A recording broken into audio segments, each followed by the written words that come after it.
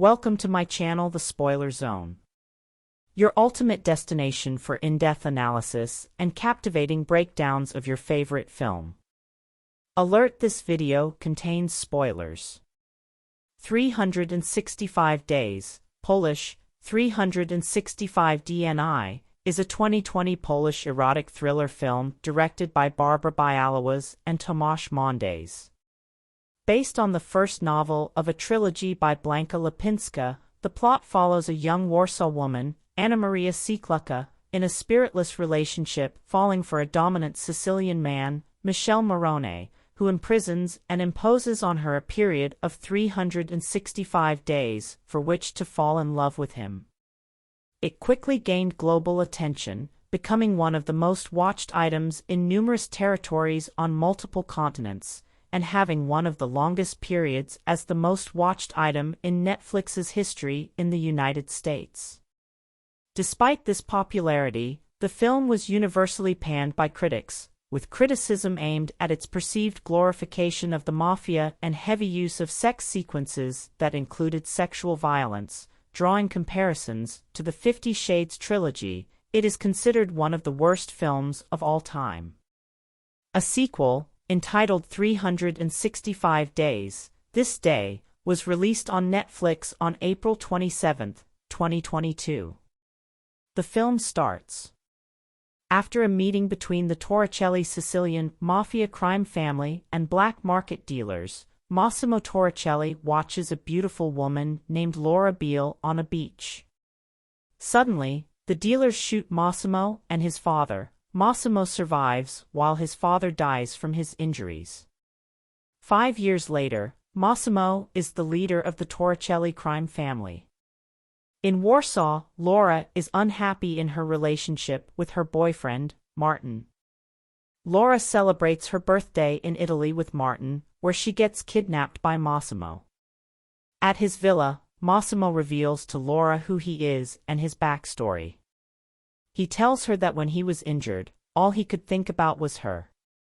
After searching for years and finally spotting her, he kidnapped her, intending to keep her as a prisoner for 365 days in the hopes that she will fall in love with him. He also promises her that he will not touch her intimately without her consent even while he is physically and sexually aggressive towards her. As they spend time together, Laura teases him and refuses to have sex with him. Later, Massimo cuffs her to the bed and makes Laura watch him receive oral sex from another woman. Afterward, he claims he is going to rape her but changes his mind and orders her to get dressed for a club. At the club, Laura flirts with a man from a rival mafia family, who gropes her. Massimo draws his weapons and Laura is taken out of the club. The following morning, she awakens on a yacht, where Massimo confesses that he shot the man's hand and incited a gang war between the two families. Laura attempts to apologize, but Massimo blames her for the incident. They argue and Laura falls into the water. Massimo jumps in to save her. When she regains consciousness, he admits he was scared she might not make it and does not want to lose her. Laura realizes that she has fallen in love with Massimo. The two have sex. Later that evening, Massimo and Laura attend a masquerade ball, where a woman named Anna threatens Laura. Massimo reveals that he dated Anna, but told her that he would leave if he found Laura, and did so when he recognized Laura at the airport. After the ball, Massimo and Laura have sex again. He tells her he is sending her to visit her loved ones in Warsaw and promises to join her after finishing up business. He then tells her he loves her. On the car ride to the airport, Domenico, another one of Massimo's mafiosos, tried to reassure a nervous Laura that Anna won't hurt her but gets a phone call, tells Laura to wait in Warsaw, and rushes away. In Warsaw, Laura waits for Massimo for days with no contact. She reconnects with her best friend Olga and they go clubbing. She runs into Martin, who says he has been looking for her. He attempts to convince her to reconcile and follows her back to her apartment, where Massimo is unexpectedly waiting. Martin leaves, and Laura and Massimo have sex.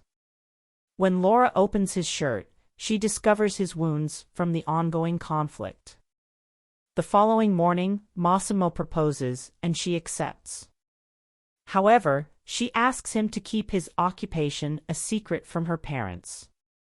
Back in Italy, Mario informs Massimo of rising tensions. Laura mentions feeling unwell, but brushes off seeing a doctor.